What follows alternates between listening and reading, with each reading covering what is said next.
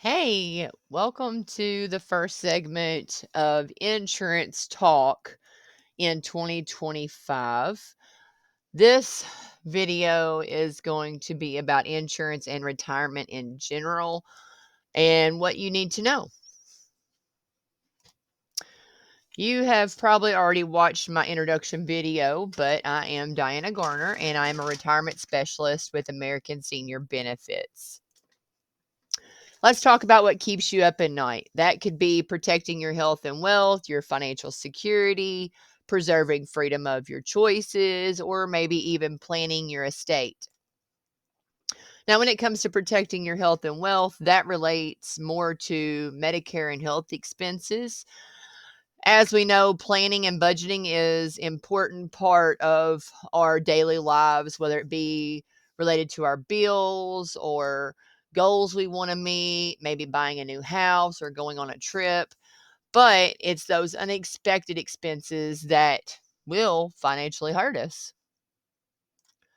So this part of the video is more related to seniors or people who are getting ready to turn 65 and are initially signing up for Medicare.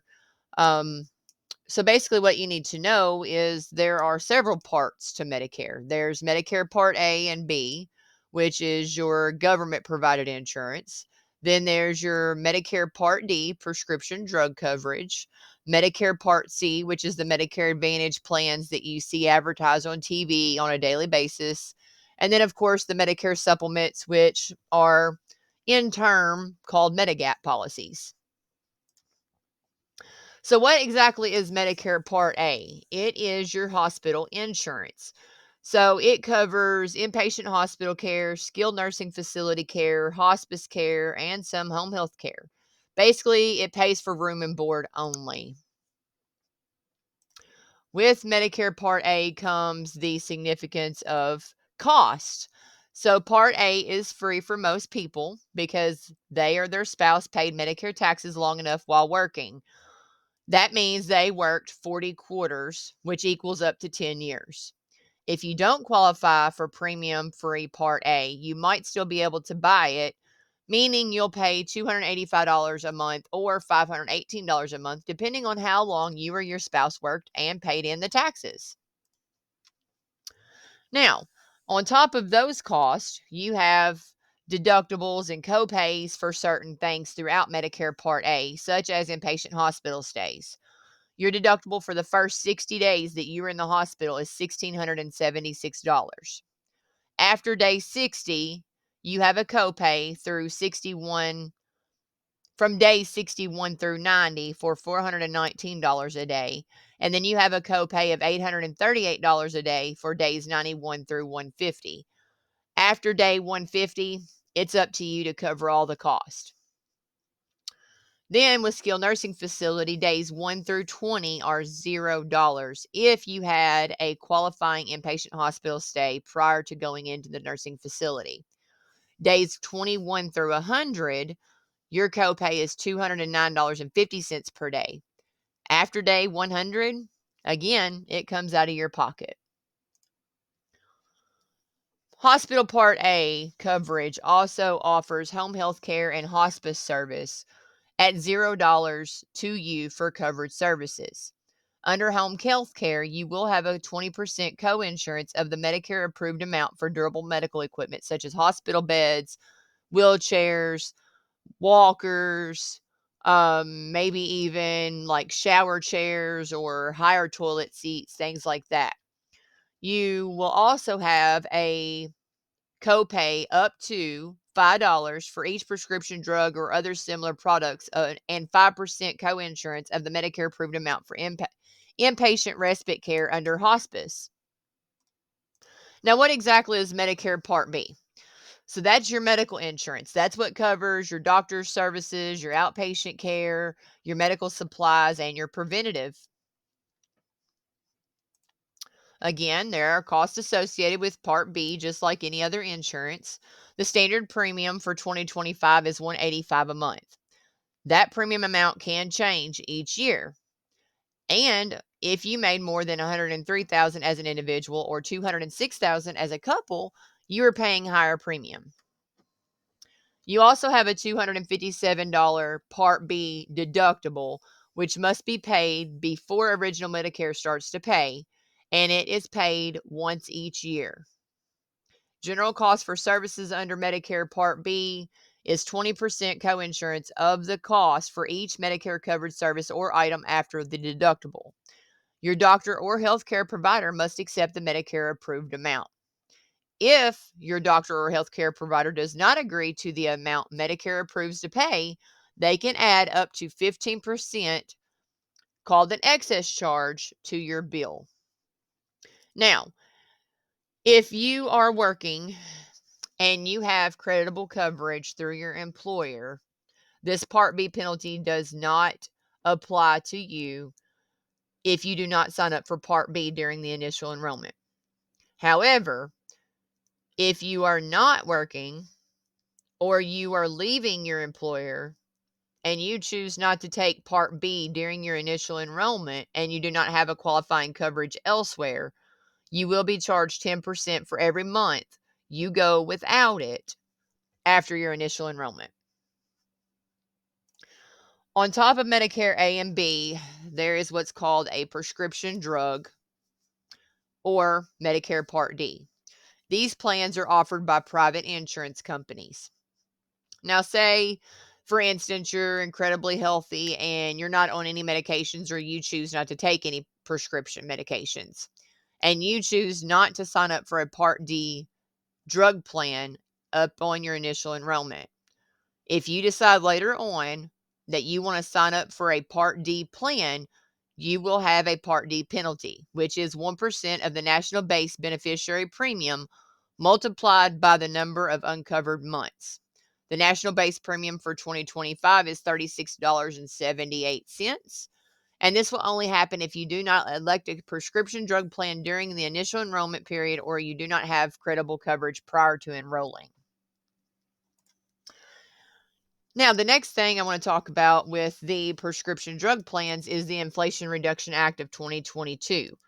They have made changes to Medicare Part D plans in 2025. One of those changes is out-of-pocket cost. Prior to 2025, if you were on really, really expensive medications, there was not a cap to how much you could be out of pocket. Now you have a cap at $2,000. So therefore, there will not be any cost sharing above that. Coverage gap phase, which is the donut hole, has been eliminated as of January 1st, 2025. Part D coverage will now consist of only 3 phases. Phase 1 is the deductible, which is $590 in 2025, your initial coverage, and the catastrophic coverage.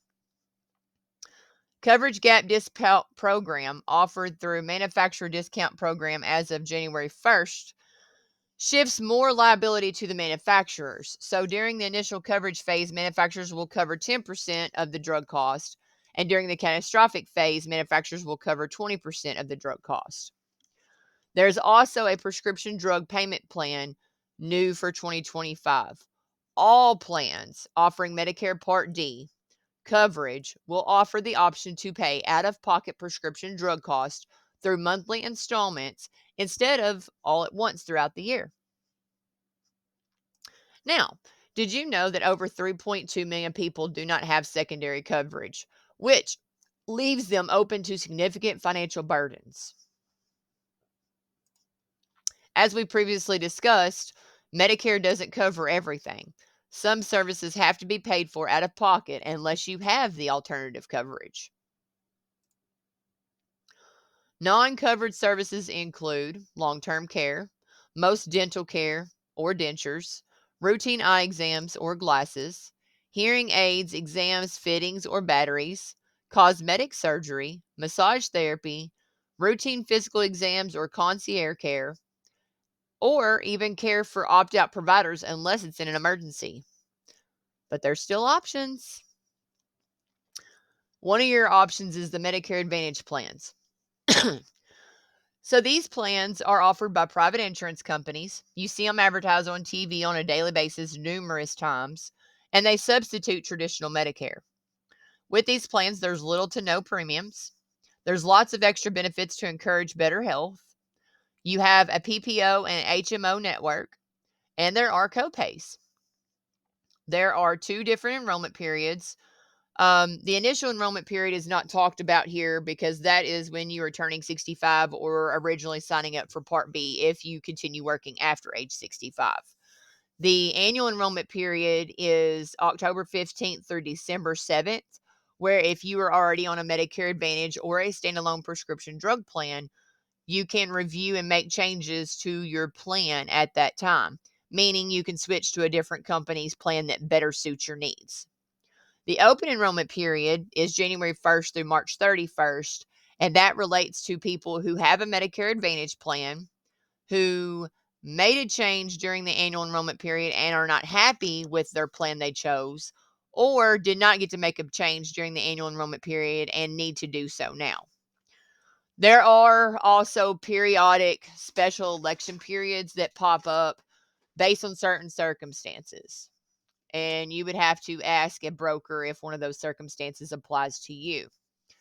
Now, as I said, these plans do have extra benefits: dental, vision, and hearing. With dental, some plans only cover basic services, while others may cover more catastrophic. These benefits can change every year and they vary between companies. Vision normally covers your routine vision exams, glasses, and or contact lenses. And they also offer sometimes additional discounts for going to a preferred provider. Again, between dental, vision, and hearing, these plans or benefits can change every year and vary between the companies. Hearing typically covers your hearing exams and your hearing aids and fittings. Some of these plans may also cover over-the-counter hearing aids as well as the batteries to go with them. On top of those 3 specifics, there are other benefits that may be included, such as fitness programs, groceries, over-the-counter, extra dental, vision, and hearing coverage, assistive devices, or maybe even transportation. Now, veterans, I don't want you to feel left out, so I want to go over this with you too. There are Medicare Advantage plans out there that could benefit you if you are on Medicare and you have TRICARE for life or you utilize the VA for medications and or health care. This means that they are a Medicare Advantage only. They do not have prescription drug built into them because an MAPD could potentially mess up your TRICARE or your VA benefits. The extra benefits provided by these plans to you as a veteran are Part B give back, which means they help pay some of your Part B premium. Over the counter benefits, allowing you to go buy Band-Aids, Q-tips, um, cold medicine, or anything that you can get over the counter at Walmart or even Walgreens or CVS. You would have dental, vision, and hearing coverage that you may not have currently. You would get a fitness program to be able to join a gym and go work out. You would have transportation benefits if you do not currently have transportation. This could be a good addition to be able to get you back and forth to the doctors and things like that. And it would also give you access to assistive devices. These benefits do vary between carriers, so we would literally have to sit down and look at which plan would be best for you during that time. Then your second option comes to Medicare supplements, as I stated before, also known as Medigap. They are offered by private insurance companies. There is no network, which means if your doctor accepts Medicare, they have to accept your Medicare supplement no matter what company you're covered by. You have no copays on Plan F or Plan G. Open enrollment and guarantee issue are enrollment periods. You can also change these plans at any given time with underwriting. And they are standardized. So the coverage is the same no matter what insurance company you go through. Plan G is Plan G, Plan F is Plan F, and so forth. Now let's look at a few plans.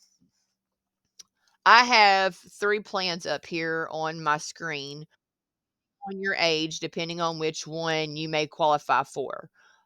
For example, Plan F is no longer available to anyone who turned 65 after January 2020. Meaning, if you turn 65 prior to 2020, you are grandfathered to be able to get into this plan. And it covers everything from A to Z. Plan G is the next best plan, which is a little bit cheaper than Plan F. It covers everything but that $257 Part B deductible that I mentioned previously. And then, of course, you have the Plan N, which is even cheaper than the Plan G and the Plan F. It covers everything but that $257 Part B deductible and that 15% excess charge for Part B if your doctors do not accept the Medicare approved amount. So I did a cost comparison and I use a 70-year-old so that I could show you cost of a Plan F premium. These are non-smoker rates.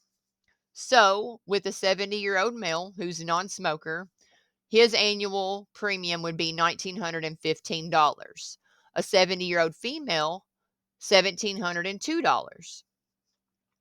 Then the next one is the Plan G. It is the premium plus the Part B deductible of $257. This is the total cost of $1,870 for a 70-year-old male and $1,691 for a 70-year-old female. And again, those are annual. Then you get down to Plan N, which is the premium plus the Part B deductible. 70-year-old female is $1,531 annually. 70-year-old female is $1,324 annually. Also with the Part B or the Plan G, Plan N, you have to consider the Part B excess charge of 15%, up to $20 copay for office visits, and up to $50 copay for ER visits. There's no way for me to calculate those in and give you an idea of what your total annual cost could be because I don't know how often you're going to go to the doctor. I don't know which doctors are going to accept your Medicare approved amount, and I don't know if you're going to hit the ER or not. No matter which choice you go with, whether it be Medicare Advantage or the Medicare supplement, you must continue paying your Medicare Part B premium, which normally comes out of your Social Security before you ever even get it. But if you are low income, you may qualify for extra help that will help cover the Part B premium, your copays, and or your prescription drugs. If that is the case, Medicare supplement may not be the best option for you.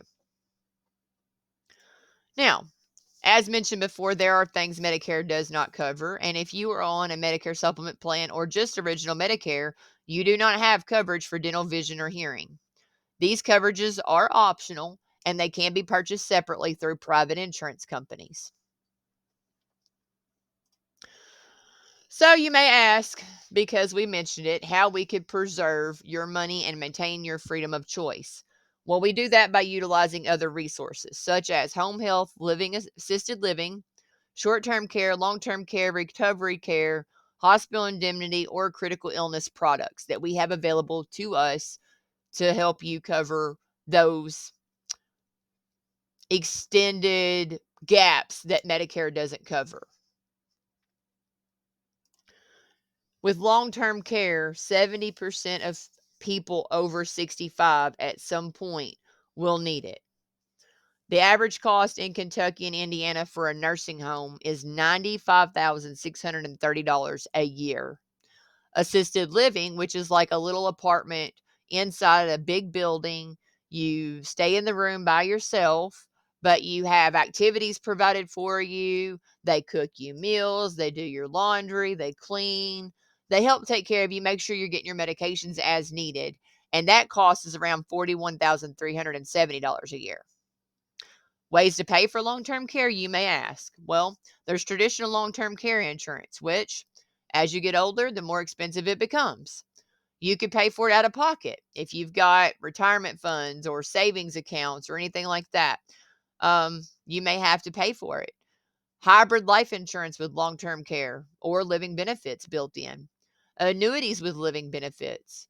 Critical illness insurance, indemnity insurance, or even recovery care.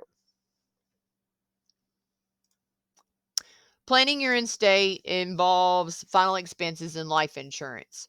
It helps protect your family from the unexpected, or it passes on wealth to your loved ones tax-free. With life insurance, you have different options. You can go whole life, term life, universal life. And the reasons for life insurance are burial and final expenses, income replacement or asset protection, living benefits that we previously talked about to help with terminal, chronic, critical illnesses, long-term care, things like that, or even leaving a legacy behind to your kids and grandkids.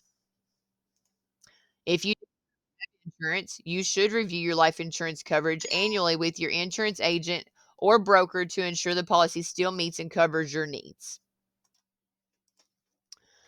Financial security is related more to your income and protecting your nest egg. Now, did you know that death of a spouse equals reduction in income?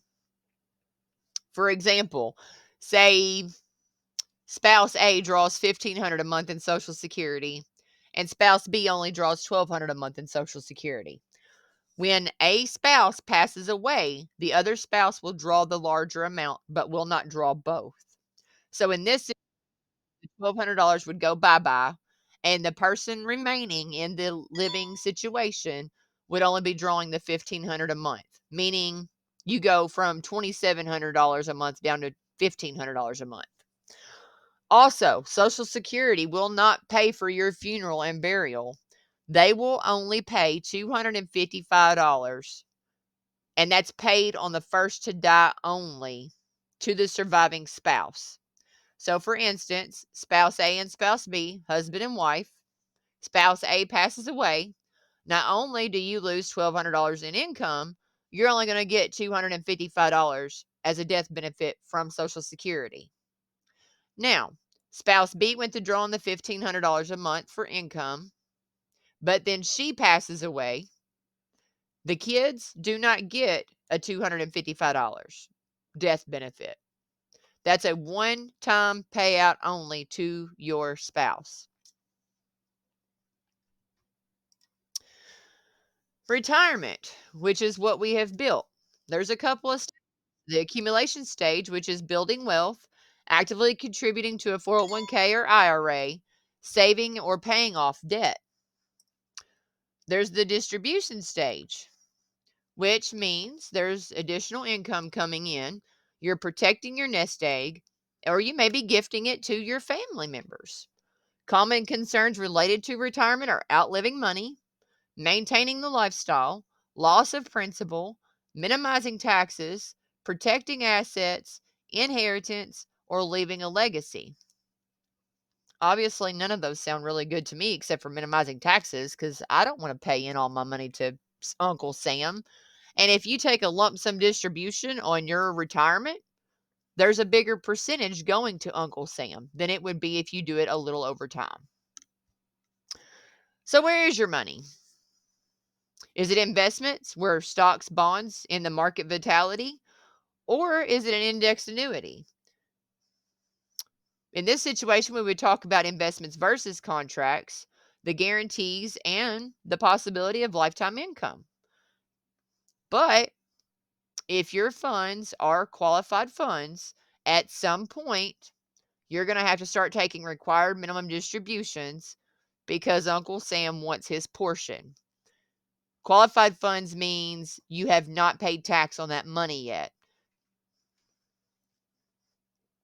So let me see how I can help you protect your nest egg. There are a couple of places that you probably think about sticking your money, which one of those is the bank, the other one is the market, right? So the benefits of the bank is that your money is safe, no loss. But the downfall to putting your money in the bank is that you get little to no return. You may earn 0.5% of interest. With the market, the downfall to it is it's high risk. You can take a lot of losses, but there is the advantage of the potential for higher growth. So, how about we talk about combining the safety of the bank and the potential for growth with the market and discuss a fixed index annuity? And let me tell you about the power of zero. So, indexed annuities, they provide preservation of your wealth. They do provide those living benefits that we previously talked about. They do offer deferral on the taxes, and they bypass probate if you were to pass away, meaning you list who you want to receive your money as a beneficiary if something were to happen to you. That means zero is your hero because the more we can do to prevent any issues if something were to happen to you or cause you to not outlive your money is a win. So I hope you enjoyed my short little 25-minute video today. I hope you contact me with any questions that you have and be on the lookout for any future videos that I'm going to be sharing throughout this year. And I hope you allow me to help you plan for your financial security. Thank you.